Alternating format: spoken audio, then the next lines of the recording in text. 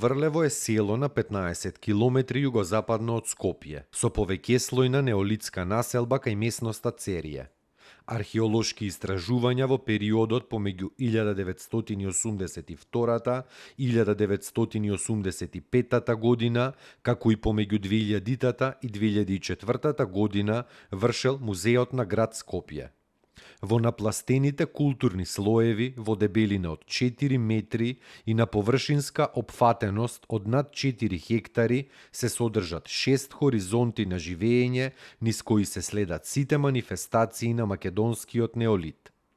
Куќите од неолитот се надземни со влез од исток, имаат приближно квадратна основа и правилно се поставени во оските исток-запад, север-југ. Градени се во техника на плитар со поден премаз и набој разделени на две простории. Во северната просторија во западниот агол била поставена калотеста печка, до која се потпира на јужната страна мелница ноќви. Од подвижните наоди големо е присуството на керамички орудија, камени и коскени орудија и накит. Тука се наоѓа и комплексот од 9 цркви. Главна црква е Свети Трифун, а останати се Светата Тројца, Свети Петар и Павле, Светата Марина, Света Ерина, Света Недела, Света Петка, Свети Илија, Светите Козман и Дамјан.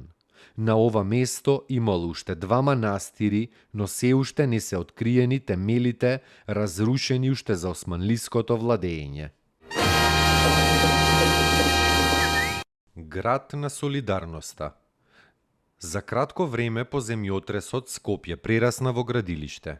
Преку 20.000 луѓе од сите републики ја почнаа борбата за сместување на луѓето.